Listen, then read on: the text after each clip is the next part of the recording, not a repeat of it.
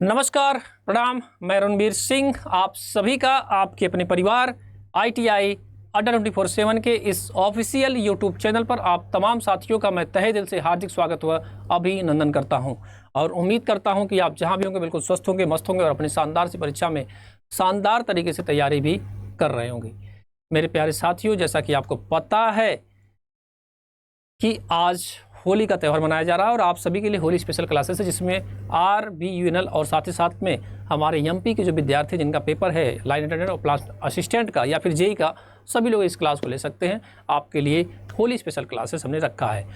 बहुत ज़्यादा टाइम आपका नहीं लूँगा, 40 से 45 मिनट का आपका टाइम लूँगा, क्योंकि मुझे पता है कि आज त्यौहार है तो आप लोग मसरूफ़ होंगे, अपनी त्यौहार का एंजॉय ले रहे होंगे, मज़ा ले रहे होंगे। आप लोगों को हमारी तरफ से आपको और आपके पूरे परिवार को होली की ढेर सारी शुभकामनाएं।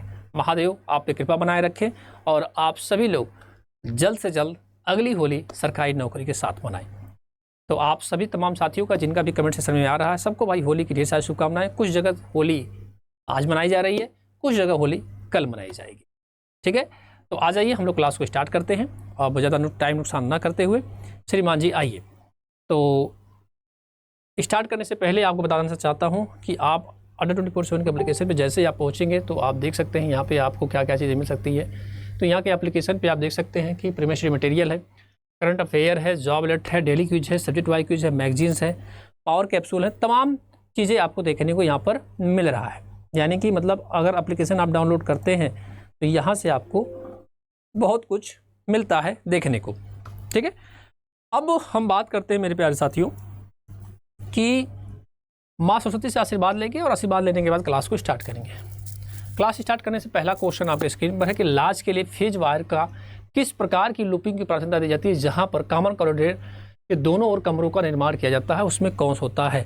तो भाई साहब बता दूं आपको, लाज के लिए जो फेज वायर का किस प्रकार का लूपिंग का प्राथमिकता दी जाती है, कॉमन कॉरिडोर के दोनों ओर कमरों का निर्माण किया जाता है, वो होता है आपका डिस्ट्रीब्यूशन सिस्टम, यानी कि DB जिसे बोलते हैं, जंक्शन बॉक्स विधि जैसे बोलते हैं, या संधि का पॉइंट नियम भी इसको बोला जाता है इसको। ठीक है, तो इसका जो उत्तर होगा मेरे प्यारे साथी होगा आपका कौन सा, जंक्शन बॉक्स के साथ लूपिंग आउट विधि का प्रयोग करते हैं। इसके अलावा अगर मैं बात करूँ आपसे तो ट्री सिस्टम प्रणाली में कम केबल की आवश्यकता पड़ती है, यानी कि जो ट्री केबल की जो वायरिंग आप करते हैं, ट्री केबल की जो वायरिंग करते हैं, इसमें आपको बता दूँ मैं कि इसमें आपको केबल की कम ज़रूरत पड़ती है, यानी कि केबल की कम खर्चा पड़ती है, केबल की कम ज़रूरत पड़ती है, केबल की कम ज़रूरत पड़ती है, केबल की कम ज़रूरत पड़ती है। और इसमें अगर मैं बात करूँ आपसे तो ट्री केबल में आपका कौन कौन सा होता है, तो इसमें हमारा जो होता है वो होता है श्रीमान जी कौन सा, इसमें आपका आ जाता है एक जो आता है वो आता है कौन सा, जॉइंट विधि आती है। इसमें क्या आती है आपकी, एक हमारी जॉइंट विधि आती है और एक हमारी फ्लेक्सिबल विधि भी आती है। तो इसको भी जानते रहिए साथ साथ में, एक होती है जॉइंट विधि और एक हमारी होती है फ्लेक्सिबल। फ्लेक्सिबल मतलब होता है लचीलापन, यानी इसका मतलब ये होता है लचीलापन का जितना भी आप इसकी आंतरिक सामर्थ्य को बढ़ाएंगे, फ्लेक्सिबल। ठीक है, फ्लेक्सिबल तो जितनी भी आंतरिक सामर्थ्य बढ़ाएंगे ये मतलब टूटेगा नहीं, मतलब ये आप चलता रहेगा। ठीक है, तो फ्लेक्सिबल। ठीक है, अच्छा, तो ट्री केबल मैंने बताया कि केबल की कम बचत पड़ती है। और अगर मैं बात करूँ आपसे किस में ज़्यादा लगता है तो रिंग और लूपिंग वाले में, रिंग बोलते हैं या फिर इसको लूपिंग बोलते हैं। ठीक है, रिंग बोलते हैं या फिर इसको क्या बोलते हैं, लूपिंग बोलते हैं। रिंग या लूपिंग में हमेशा याद रखिएगा कि इसमें, इस विधि में, रिंग या लूपिंग विधि में तार की ज़्यादा लगता है, यानी कि इसमें केबल की ज़्यादा आपके लगते हैं, केबल ज़्यादा लगता है। ठीक है, और जो अभी आपने सवाल लगाया है डिस्ट्रीब्यूशन मेथड की विधि, यानी जंक्शन बॉक्स की विधि जिसे बोलते हैं या DB जिसे बोलते हैं, इसमें क्या होता है भाई साहब, फीज वायरों की संख्या ज़्यादा होती है, यानी कि डिस्ट्रीब्यूशन में सबसे बेस्ट अगर विधि बोलता हूँ तो जंक्शन बॉक्स विधि ही सबसे बेस्ट होती है। ठीक है, तो फिलहाल अभी क्वेश्चन नंबर 1 का ऑप्शन नंबर 1 हो गया। चलिए क्वेश्चन नंबर 2 की तरफ बढ़ते हैं। किस सिंक्रोनस मोटर में ब्रश नहीं होता है, तो भाई साहब reluctance motor, hysteresis motor, stepper motor, ये सब तुल्यकालिक मोटर के हिस्से हैं। सिंगल फेज तुल्यकालिक मोटर के हिस्से हैं, किसके हैं, सिंगल फेज तुल्यकालिक मोटर के हिस्से हैं। और इसमें श्रीमान जी ब्रश किस में नहीं पाया जाता है, तो ब्रश आपका स्टेपर में नहीं पाया जाता है। इसमें स्टेप एंगल की तरह काम करता है, यानी अगर मैं स्टेप एंगल की अगर बात करूं आपसे तो स्टेप एंगल निकालने के लिए हम क्या लगाते हैं, स्टेप एंगल निकालने के लिए हम क्या लगाते हैं, स्टेप एंगल निकालने के लिए हम क्या करते हैं श्रीमान जी, तो स्टेप एंगल निकालने के लिए NS - NR बटा NS इंटू NR गुणे क्या लिखते हैं आप यहाँ पर लिखेंगे 180 360 लिखते हैं, सॉरी 100 भी नहीं लिखेंगे, 360 लिखते हैं क्योंकि 360 चलता है। कितना चलता है? 360 डिग्री चलता है। ये स्टेप एंगल निकालने के लिए होता है। अब NS क्या है? तो NS हमारा होता है मेरे प्यारे साथियों स्टेटर का जो गति होती है, या मैं कह सकता हूँ उसका स्टेटर की पोलों की संख्या हो सकती है। NR क्या है? तो रोटर की गति की संख्या हमारी हो जाती है। इसके अलावा 360 डिग्री बटा हमारा जो होता है यम, यानी यम क्या है? तो फेजों की संख्या हो जाती है, यम माइनस NR हो जाता है। ये भी हमारा फार्मूला होता है, ठीक है। जैसा आपको एग्जामिनर से सवाल, अगर मान लीजिए फेज एंगल दे दिया, रोटर गति का मान दे दिया, तब आपसे पूछेगा तब कितना मान आएगा, तो हम निकालेंगे। तो यम क्या हमारा है? तो यम हमारा मेरे प्यारे साथियों नंबर ऑफ फेज, यानी फेजों की संख्या। क्या है? फेज की संख्या है। क्या है?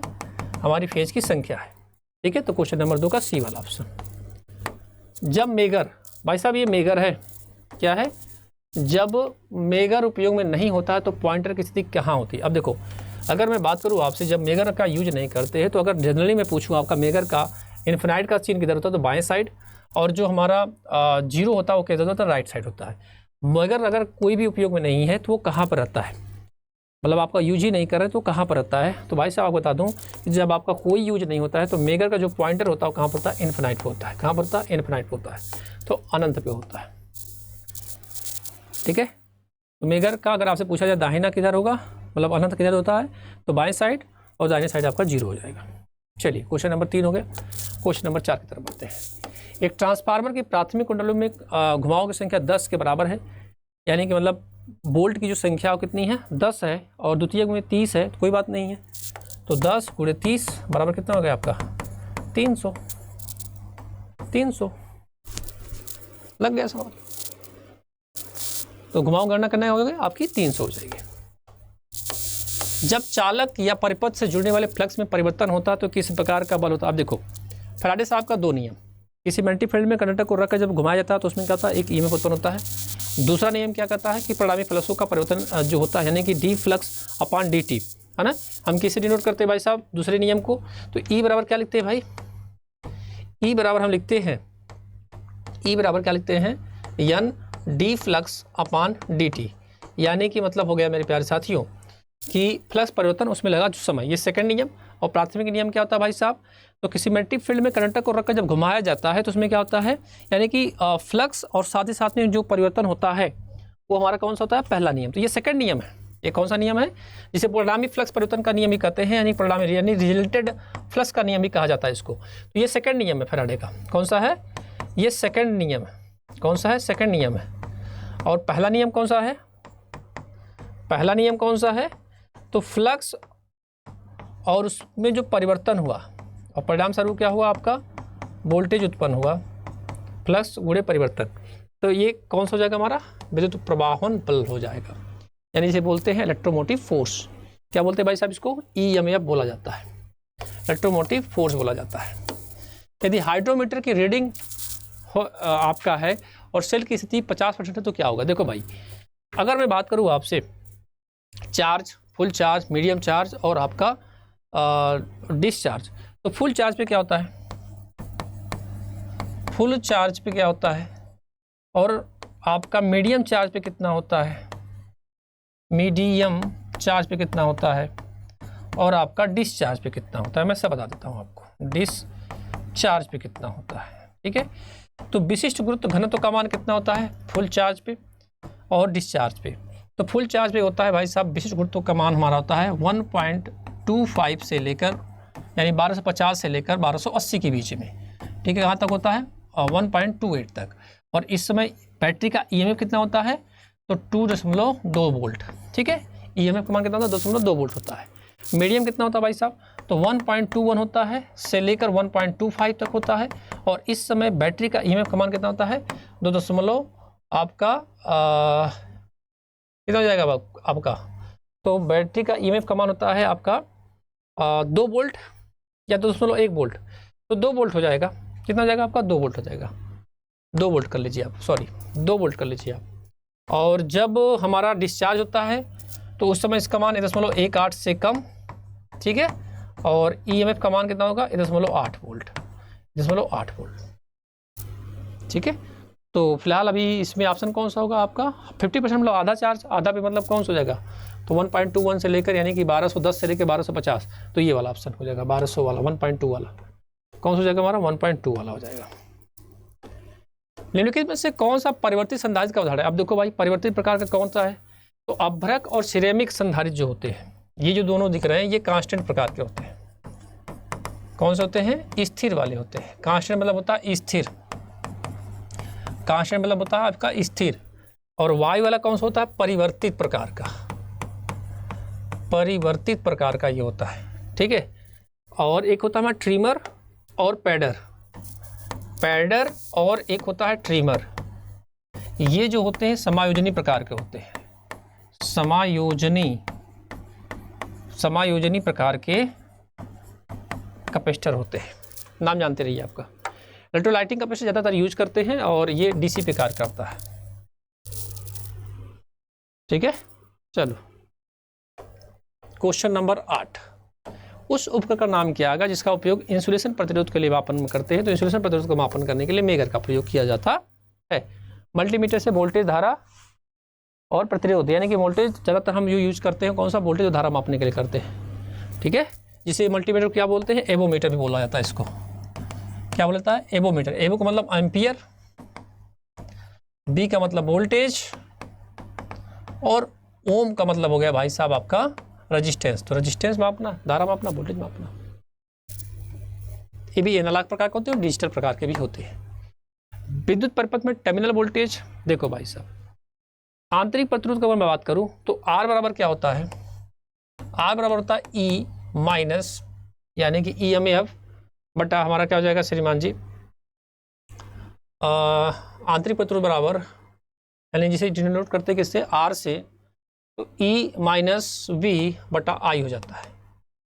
और टर्मिनल वोल्टेज के लिए क्या हो जाएगा, तो टर्मिनल वोल्टेज बराबर हमारा क्या हो जाएगा, EMF माइनस में वोल्टेज ड्रॉप। ये दोनों फार्मूला आप याद कर लीजिए। तो फिलहाल अभी के लिए डी वाला ऑप्शन सही हो जाएगा, ठीक है। चलिए आगे बताइए अगला क्वेश्चन।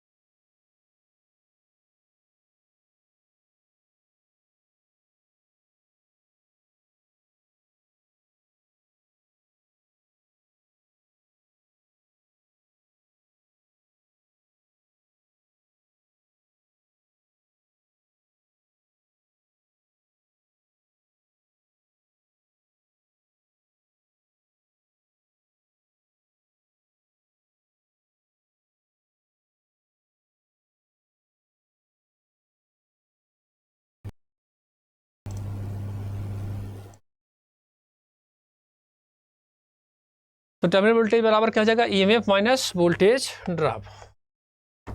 आ गया जी। डिजिटल घड़ियों, घाटियों नहीं होता, घड़ियों होता है। डिजिटल घड़ियों करोडेड अन में मरकुरी सेल यानी बटन सेल का यूज करते हैं, मरकुरी सेल या बटन सेल का यूज किया जाता है, मरकुरी सेल या बटन सेल का यूज किया जाता है। क्वेश्चन नंबर 11, एक 3 phase 400 volt 50 hertz delta connected induction motor में पावर फैक्टर के साथ 140 एम्पियर यानी लोड धारा का मान दिया गया है। 0.80 मतलब पावर फैक्टर का मान है। 100 मीट्रिक का यानी ब्रेक हार्स पावर भी है। इसकी दक्षता का गणना करना यानी एफिशिएंसी की गणना करना है। एफिशिएंसी बराबर क्या लिखते हैं, आउटपुट बटा इनपुट, और आउटपुट का मान जो होता है वो किसमें होता है, यांत्रिक में होता है, और ये हमारा किसमें होता है, विद्युत ऊर्जा में होता है। लेकिन ये वाला फॉर्मूला लगेगा नहीं क्योंकि यहाँ पर ब्रेक हार्स पावर का मान दिया गया है। तो दूसरा लगाते हैं, एफिशिएंसी बराबर क्या लिखेंगे, ब्रेक हार्स पावर यानी BHP गुणे 735.5 बटा करड़ी में 3 BL/IL cos phi। इसको लगाइए, अब लग जाएगा अभी आपका सवाल। तो परसेंटेज लिखा तो 100 कर देना आप। ब्रेक हाउस पावर का मान कितना दिया है, तो ब्रेक हाउस पावर का मान 100 दिया गया है, 100 करिएगा, 735.5 करिएगा, कड़ी में 3 को रहने दीजिए, आप हल कर लीजिएगा। लाइन वोल्टेज का मान 400 दिया गया है, लोड धारा का मान कितना दिया गया, 140 एम्पियर दिया गया है, और पावर फैक्टर का मान 0.80 दिया गया है। इसको आप हल करिएगा तो आपको मिलेगा 96.5 आएगा या 92.5 आएगा या 94.5 आएगा। तो क्या आएगा भाई साहब, तो आपका आ जाएगा 94.7% आ जाएगा, ये वाला डाटा आ जाएगा 94.7% आएगा।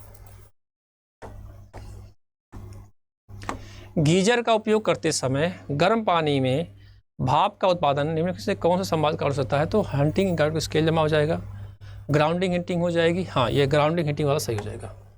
और ये किस में आता है, रजिस्ट्री लोड में आता है सब। किस में आता है, रजिस्ट्री लोड में सब आ जाता है। क्वेश्चन नंबर 13, निम्नलिखित में से कौन सा इंस्टॉलेशन परीक्षण या जांचने के लिए कहता है कि स्विच फेज केबल से जुड़ा है या नहीं जुड़ा है। भाई साहब, अगर आपने वायरिंग किया है किसी भी घर में, या कोई भी मोटर हो, जनरेटर हो, ट्रांसफार्मर, कुछ भी आपने किया है, तो उसकी जांच पहले हम करते हैं क्या, क्वालिटी टेस्ट से करते हैं। इसे ऐसा क्यों इसलिए करते हैं क्योंकि हमसे उससे पता चलता है कि हमने जो जांच किया है, मतलब हमारा जो वायर वगैरह जो भी हमने लगाया है वो स्विच से लगा है नहीं लगा, केबल से तार लगा है नहीं लगा, इसकी जानकारी सब कुछ आपकी देता है। बिजली के उपकरणों को में लगी आग को बुझाने के लिए सबसे उपयुक्त तरीका कौन सा होता है, तो बिजली की आग को लगी बुझाने के लिए हम हेलान प्रकार का लगाते हैं, लेकिन ऑप्शन में हेलान प्रकार का नहीं है, तो वाष्पशील तरल पदार्थों का उपयोग करते हैं। किसका करते हैं, वाष्पशील तरल पदार्थों का उपयोग करते हैं। अगर ऑप्शन में हेलान प्रकार का लिख जाएगा तो आपको हेलान प्रकार का करना पड़ेगा। अगर हेलान प्रकार का नहीं है तो आप इसको कर दीजिएगा, या फिर CTC कर दीजिएगा, कार्बन टेट्राक्लोराइड का यूज करते हैं। साथ ही साथ में BCF का भी यूज करते हैं, ब्रोमो क्लोरोफ्लोरोमेथेन का भी यूज किया जाता है। हमने कई बार आपको बताया हुआ है, ठीक है। CTC प्लस BCF ब्रोमो क्लोरोफ्लोरोमेथेन यानी ब्रोमो फ्लोरो डायाफ्लोरोमेथेन, ठीक है। हाँ, तो BCF का फुल फॉर्म ही पूछ लेता है आपसे। एक सिंक्रोनोमीटर का पावर फैक्टर करेक्शन डिवाइस के रूप में किया जाता है, इसे क्या कहा जाता है, तो तुल्यकालिक संधारित्र कहा जाता है, या फिर तुल्यकालिक जनरेटर कहा जाता है, नहीं, तुल्यकालिक संधारित्र ही कहा जाता है, तुल्यकालिक संधारित्र कहा जाता है, यानी तुल्यकालिक कैपेसिटर कहा जाता है। किस प्रकार के इंडक्शन मोटर में 3 वाइंडिंग के साथ एक वाइंडिंग रोटर होता है जो एक स्टार डेटा, भाई साहब हमारा स्लिप रिंग इंडक्शन मोटर हो जाएगा। कौन सा हो जाएगा, हमारा स्लिप रिंग इंडक्शन मोटर हो जाता है। DC और AC जनरेटर किस एक महत्वपूर्ण मामले में समान होते हैं, तो भाई साहब दोनों का जो वैकल्पिक बिजली उत्पादन होता है, चूंकि आर्मेचर में क्या उत्पन्न होता है, हमेशा दोनों का प्रकार का जब भी होता है आर्मेचर में तो हमारा AC होता है। बाकी डिपेंड करता है कि हम स्लिप रिंग लगा रहे हैं या फिर हम क्या लगा रहे हैं, कम्यूटेटर लगा रहे हैं, ठीक है।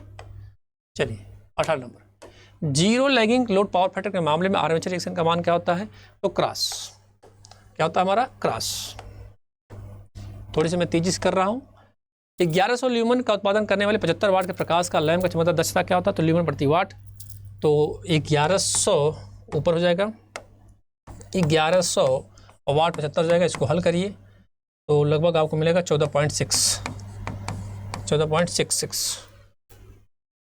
14.66, ठीक है। क्योंकि आप लोग लाइव है नहीं, है ना, तो मैं सोचा कि भाई आपका नुकसान भी ना हो, कंटेंट भी अच्छा मिल जाए। निम्नलिखित में से कौन सा फाइल का केवल आधे गोल पे करते हैं, तो आधे गोल पे हम रास्प कट का यूज करते हैं, जो कि चमड़ा को वगैरह साफ करने के लिए हम यूज करते हैं, तो रास्प कट का यूज किया जाता है। डबल कट में डबल वाली हो जाती है, यानी कि जब भी देती है आपको डबल कट की होगी तो इस तरह से बनेगी, इस तरह से बनेगी, ऐसे ऐसे बनेगी, ठीक है। समझ गए, नहीं समझ गए। ये डबल कट की है। किसकी है? ये डबल कट की है। चलो आगे बढ़ते हैं। सिंगल हो जाएगा। हथौड़े का वर्गीकरण किस रिवेटिंग और बेडिंग के लिए करते हैं? तो भाई देखो, आपके सामने हथौड़ा होता है। क्या होता है? आपके सामने हथौड़ा होता है। ये पिन है, ये फेस है ना, और यहाँ पर हमारा क्या होता है? आई होल होता है। तो पिन के माध्यम से हम रिवेटिंग और बेडिंग करते हैं। पिन के माध्यम से क्या करते हैं? पिन के माध्यम से हम क्या करते हैं? रिवेटिंग और रिवेटिंग करते हैं।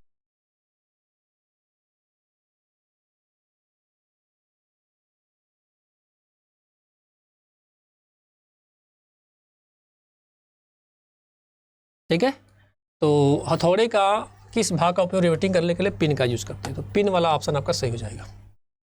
ठीक है, ये आई होल होता है। ठीक है, और नीचे फेस होता है। यहाँ पे क्या होता है? आपका फेस। नीचे हमारा क्या होता है? फेस। फेस से क्या करते हैं? हम चोट मारते हैं। क्या करते हैं? चोट मारते हैं। क्या करते हैं? चोट मारते हैं। किस प्रकार के पदार्थ सूर्य के प्रकाश को विद्युत ऊर्जा में बदल देगा? तो फोटोवोल्टाइक सेल।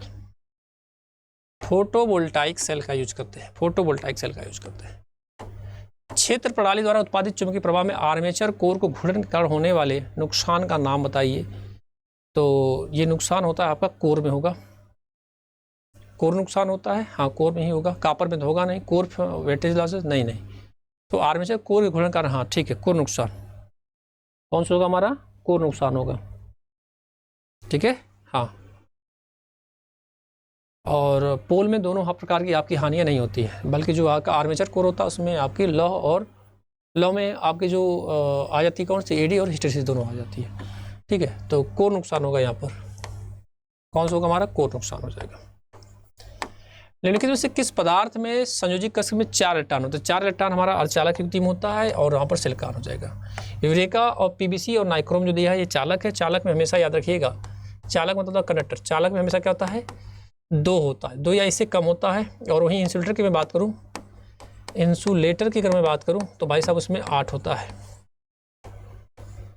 नीचे दिए गए PPE, PPE personal protective equipment, यानी कि पर्सनल प्रोटेक्शन इक्विपमेंट बोलते हैं इसको। क्या बोलते हैं इसको? Personal protection, PROTECTION, personal protection equipment. Personal protection equipment हमारे सामने है। तो नीचे दिए गए चित्र में पीपीई का नाम क्या होगा? हेलमेट होगा, चश्मा होगा, नाक मुखौटा होगा, ईयरफोन के साथ। तो ईयरफोन के साथ हमारा मफ हेड शील्ड है। ईयर मफ के साथ हेड शील्ड है। चलिए आइए, 25 mm कापर की केबल 65 डिग्री सेंटीग्रेड पे करंट रेटिंग क्या है? 3 फेज एसी सर्किट। और कोर्स मतलब होता है आपका 0.81 गुणे धारा क्षमता। तो धारा क्षमता का मान तो इसमें दिया ही नहीं है, तो फिर कौन सा उत्तर होगा भाई? तो इसमें आपको रटना पड़ेगा, 27.6 एम्पियर हो जाएगा तब। नीचे दिए गए परपथ आरेख में किस प्रकार का वाट मीटर है? तो भाई साहब नीचे तो दिया ही नहीं गया, फिगर बनाया ही नहीं गया, लेकिन फिर भी आपको बताता हूँ कि 3 मिल एलिमेंट 4 प्रकार का तार होता है, यानी 3 फेज लगे होंगे, बाकी आपके 4 वायर होंगे। ठीक है, RYB प्रकार के, RYB, और एक आपका न्यूट्रल, ये न्यूट्रल हो जाएगा। बाकी आपका इसमें आपका एलिमेंट लगा हुआ है, 3 एलिमेंट में लगा होगा। ठीक है, कनेक्शन एक हमारा CC और PC। CC कैसे लगता है? इस तरह से लगता है, और एक हमारा होता है PC जो कि पैरेलल में लगता है। तो ये CC हो जाएगा करंट कॉइल, और ये हो जाएगा हमारा PC, CC और PC। राष्ट्रीय विद्युत संहिता 2011 के भाग 1 में कौन सा खंड आरेख, अक्षर प्रतीकों और संदर्भ के रूप में उपयोग किए जाने वाला ग्राफिकल प्रतीकों के बारे में जानकारी शामिल करता है? तो धारा नंबर आपका 3rd। ये सब रटने वाली चीजें हैं। ISI का नियम हो गया, ये हो गया, सब रटने वाली चीज है। कम तापमान पर लोहे और स्टील के सोल्डर को करने के लिए सबसे उपयुक्त तो हमारा जिंक क्लोराइड। जिंक क्लोराइड क्या होता है भाई साहब? आपका जिंक क्लोराइड का यूज हम करते हैं अकार्बनिक कार्बन करते हैं। किसमें करते हैं? अकार्बनिक। किसमें करते हैं भाई साहब? अकार्बनिक फ्लक्स के रूप में करते हैं। किसमें करते हैं? अकार्बनिक फ्लक्स के रूप में, अकार्बनिक फ्लक्स के रूप में करते हैं। और आपको बता दूं कि फ्लक्स का काम होता है ऑक्सीकरण को रोकने का काम करना, साथ ही साथ में यह पेस्ट के रूप में ये काम करता है। समरसेबल पंप में किस प्रकार के वाइंडिंग तारों का उपयोग करते हैं? तो समरसेबल हमेशा पानी के अंदर रहता है, तो इसमें हमारा जब भी लगेगा तो क्या लगेगा, पीवीसी वायर ही लगेगा, पीवीसी का ही वायर करते हैं। किस प्रकार के अग्निशामक में कांटे प्रकार का नोज होता है? तो फोम प्रकार का जो होता है ना, उसमें होता है कांटे प्रकार का। निम्नलिखित में से वर्कशॉप की सफाई और रख रखाव के 5S, देखो भाई ये सवाल गलत है। 5S में अगर मैं बात करूँ आपसे तो मैं एक बार दिखाई देता हूँ आपको गूगल पे, क्योंकि मैंने इसको कुछ देर पहले अभी देखा था तो मुझे लग रहा था, डाउट लग रहा था इस सवाल में। देखो यहाँ पर लिखा भी है 5S में, यहाँ देखिए शॉर्ट है और इसको हम सीरी बोलते हैं। ये सेट इन ऑर्डर है, यानी कि सीटोन जिसे बोलते हैं। Shine clean and the workplace, seiso बोलते हैं इसको, सिकत्सो बोलते हैं, और सिट श्योक बोलते हैं, सिट श्योक। तो इसमें जो होगा मुझे लग रहा है कि आपका सेल्फ अनुशासन ही होगा, लास्ट वाला है ना, मुझे लग रहा है ये होगा। बाकी ये सवाल आपका अभी बाकी साइन तो होगा नहीं, व्यवस्थित होगा नहीं, सेटिंग वाला तो होगा नहीं, है ना, तो हमारा बी वाला उत्तर। एक अच्छे ट्रांजिस्टर के लिए उत्सर्जक और संग्राहक के बीच का प्रदूषण मान बहुत ज़्यादा होता है। क्या होता है भाई साहब? बहुत उच्च होता है। अब ये सवाल किसके लिए है? तो भाई साहब ये हमारा होता है गलियारा है, तो हॉस्टल है। ये क्या है हमारा? ये हॉस्टल है, क्योंकि फेज और न्यूट्रल से लगा हुआ है। नीचे दिए गए आरेख में तारों के प्रकार की पहचान करिए, तो ये क्या हमारा है? हॉस्टल है। क्या है हमारा? हॉस्टल है। चलिए, नीले पृष्ठभूमि का सफ़ेद प्रतीक मौजूद होने पर सुरक्षा चिन्हों का श्रेणी को कैसे रखते हैं? तो देखो ध्यान से, इससे को सवाल को बताने से पहले आप सभी को बताना चाहता हूँ कि होली की बम्पर डिस्काउंट चल रहा है। आप किसी भी बैच से जुड़ना चाहते हैं तो जुड़ जाइए, क्योंकि आपको मैक्सिमम डिस्काउंट दिया जा रहा है। अगर मैं बात करूँ आपसे तो आप थार 1.0 बैच की बैच में बात कर लीजिए, या फिर अगर मैं बात करूँ आपसे तो आल कोर्स पे जाकर, यानी कि जब एप्लीकेशन पे जाकर सर्च कर सकते हैं, यानी गूगल पे जाकर सर्च करिएगा मैं करके दिखाई देता हूँ आपको, है ना। आ जाओ, देखो गूगल पे जाओ, सर्च करो, अड्डा 24/7 सर्च करिएगा, या फिर प्ले स्टोर से एप्लीकेशन डाउनलोड कर लीजिएगा। होम पेज पे जाइएगा, आल कोर्स पे जाइएगा, एजे एग्जाम पे जाइएगा, इलेक्ट्रिकल इंजीनियर भी जाइएगा, फिर ITI भी जाइएगा, और यहाँ पे आपको डबल बेल्टी सब पे डबल बेल्टी है। साथ ही साथ में अगर MP KVCL का कोई बच्चा मार्क मतलब कि लाइन ट्रेनर का पेपर देना चाहता है, टेस्ट सीरीज, तो भी परचेज कर सकता है। तो इस बैच को जब भी, जैसे थार 1.0 बैच परचेज आपको करना है, तो जब भी इस बैच को परचेज करिएगा तो 799 रुपये का है मात्र। तो जब भी इस बैच को परचेज करेंगे तो कूपन कोड क्या लगाएंगे आप, पता है आपको? तो कूपन कोड लगाएंगे आप Y835 किसी भी बैच को परचेज करने के लिए। अप्लाई करिए, मात्र आपको कितने का मिलेगा? 729 रुपये में। 29 रुपये घटा दो आप, अगर आप मोबाइल से लोगे तो 700 रुपये में आपको बैच मिल जाएगा, और 19 मार्च से क्लास आपकी स्टार्ट हो जाएगी। आपको एक ई-बुक भी फ्री में मिल रहा है, साथ ही साथ में आपको सब्जेक्ट टेस्ट और मार्क टेस्ट भी आपको प्रोवाइड किया जाएगा। तो नीले रंग की पृष्ठभूमि किसकी होती है? तो नीले रंग की पृष्ठभूमि होती है हमारी अनिवार्य की, और निषेध की क्या होती है? तो इसकी सफ़ेद होती है। इसकी क्या होती है? सूचना की हरा होती है। चेतावनी की क्या होती है? पीला होती है। 40 स्टेटर स्लॉट वाले वाइंडिंग के लिए पिच फैक्टर की गणना करना, जिसमें 1 से 8। अब देखो ध्यान से, जब आपके सामने 1 से 8 तक आ जाए ऐसा ऑप्शन कॉइल स्पिन का, तो 1 से 8 मतलब आपका 7, यानी ये वास्तविक पिच का मान मिल गया। 4 पोल दिया गया है, स्लॉट 40 है, तो 40 बटा आप क्या कर लो 4 कर लो, तो काटो कितना आएगा आपको? 10 मिल गया। कितना मिला हमको? 10 मिला। अब जो मान है हमारा क्या होता है? cos α/2। अल्फा का मान निकालने के लिए क्या करते हैं?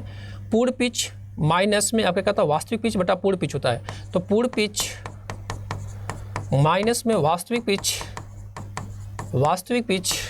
ठीक है, और बटा हमारा क्या हो जाएगा? आपका पूर्ण पिच हो जाएगा। क्या हो जाएगा? हमारा पूर्ण पिच हो जाता है, और गुणे में हमारा 180 डिग्री कर लीजिएगा। अब इसको मान निकाल लीजिए और यहाँ पर मान को रख दीजिए। अल्फा का मान कितना पूर्ण पिच का? तो 10 है, क्योंकि 10 आपने निकाला है, और वास्तविक कितना? 7 है। 10 में से 7 गया तो 3, और बचा हमारा 10, और नीचे वो आपका यहाँ पर 180 बचा, तो 10 में से 7 गया 3 हो गया, नीचे 10 हो गया, और 180 है। तो इसको काटेंगे भाई, 0 से कट गया 18 54 मिल गया, यानी कि यहाँ पर 54 हो गया। 54 बटा 2 डिवाइड करेंगे कितना का? 27। अब cos 27 का मान याद है क्या भाई किसी को? cos 45 60 90 तो याद ही नहीं हो पाता है, 27 कैसे याद होगा? तो cos 27 का मान कितना होता है भाई? तो 0.89 होता है, ठीक है। हालांकि एग्जाम में मैक्सिमम चांसेस होता है कि आपको ये cos का वैल्यू रखे जाके, ताकि ये बच्चे सवाल को उत्तर फट से लगा सकें। किस प्रकार की प्राथमिक सेल नकारात्मक इलेक्ट्रोड के लिए जिंक कंटेनर, और सकारात्मक इलेक्ट्रोड मतलब सकारात्मक मतलब पॉजिटिव इलेक्ट्रोड के लिए मैग्नेटाइज ऑक्साइड का, और नेगेटिव के लिए आपको जिंक लगाना होगा, तो वो होता है आपका एल्काइन सेल में। इसमें होता है आपका एल्काइन सेल में होता है। निम्नलिखित में से विद्युत धारा के किस प्रवाह का उपयोग फ्लोरोसेंट ट्यूब में किया जाता है? तो फ्लोरोसेंट में विशेष कण प्रभाव का, गैस आयनीकरण प्रभाव का, रासायनिक प्रभाव भाई आयनीकरण, जितने भी हमारे लैंप वगैरह होते हैं, चाहे सोडियम वेपर लैंप हो, सब में हमारा कौन सा होता है, गैस आयनीकरण प्रभाव का ही ज़्यादातर हम यूज करते हैं। ठीक है, चलिए 2 सवाल और है। 21 ओम के प्रतिरोधक के सिरों वोल्टेज को मारने क्या था भाई, वोल्टेज ड्रॉप की बात कर रहा है। अरे बाप रे बाप, मारना शब्द गलत है। तो V बराबर क्या हो जाता है, I इंटू आर। तो धारा का मान कितना है, 7 है, R का मान 21 है, यही ना भाई, गुणा करेंगे कितना आएगा, 7 एकम 7, 7 दूनी 14, 147 वोल्ट आएगा, 147 वोल्ट, 147 वोल्ट। डीसी मोटर के आर्मेचर कोर में लेमिनेशन क्या उद्देश्य क्या होता है भाई, लेमिनेशन का उद्देश्य होता है कि एडी करंट को कम करना, एडी करंट को क्या करना, कम करना। ठीक है, तो फिलहाल आज के सेशन को इतना रहने देते हैं, मिलते हैं आप लोगों से कल। जो आपका मार्क टेस्ट है कल से शुरुआत कर रहा हूँ, और मैं बताना चाहता हूँ जो बच्चा इस क्लास को देखेगा, एक बार हमें ITI अड्डा पे पहुँची, मैं दिखा ही देता हूँ क्या करना है आपको। तो एक बार YouTube पे मैं जाता हूँ, यहाँ पर आप जो आपने सब्सक्राइब किया है, नहीं किया है तो भाई सब्सक्राइब कर लेना आप। ठीक है, यहाँ पे जब आप जाओगे तो एक बार बताता हूँ आपको, रुकना जरा, ये हट जा भाई, ये किसका खुल गया, ये किसका खुल गया भाई, तो ITI का मैं डालता हूँ, ITI अड्डा, ITI अड्डा। ठीक है, कर दिया हमने। और यहाँ पे जब आप पहुँचिएगा तो देखिएगा लाइव क्लासेस में आपकी लगी है 15 तारीख को क्लास, यानी कि ठीक कल मुलाकात करेंगे आपसे लाइव। ठीक है, लाइव में आपको बता दूँ, देखिए ये देखिए, ये देखिए, ये आपकी क्लासेस लगी हुई हैं। ठीक है, तो आप प्लीज़, आप मित्रगण, बहुत शानदार सी क्लास होगी, इसमें हम छठे हुए क्वेश्चन ही करेंगे। ये तो लगा है आपका 17 तारीख का, 2 पार्ट है, इसके नीचे भी एक पार्ट लगा होगा, अभी आप देख लीजिएगा। Day 1 और Day 2 ये परसों का लगा हुआ है, यानी 3 दिन पहले का लगा है, लेकिन कल से ही शुरुआत हो जाएगा आपका, यानी 15 तारीख को ही, यानी शनिवार से ही शुरुआत कर देंगे इसकी क्लास की। जैसे ही आप होली मना के आओ, 10 दिन 10 मार्क पेपर, Day 2 छाटे हुए सवाल हैं इसमें, किसमें है, जो आपके सवाल आपके एग्जाम में आ सकते हैं, मैक्सिमम जो चांसेस हैं उसके। ठीक है, तो मिलते हैं आप लोगों से कल सुबह, आप लोग आइएगा। आप सभी सम्मानित साथियों का बहुत तहे दिल से शुक्रिया अदा करता हूँ लाइव सेशन से जुड़ने के लिए। आज त्यौहार है, आप लोग त्यौहार के दिन भी थोड़ा सा आप पढ़ाई कर लें, अब मन लगेगा आपको त्यौहार भी मनाने में। तो एक बार फिर से आप लोग सेफ्टी के साथ त्यौहार मनाइए। मिलते हैं आप लोगों से कल। राम राम, अपना ख्याल रखिएगा।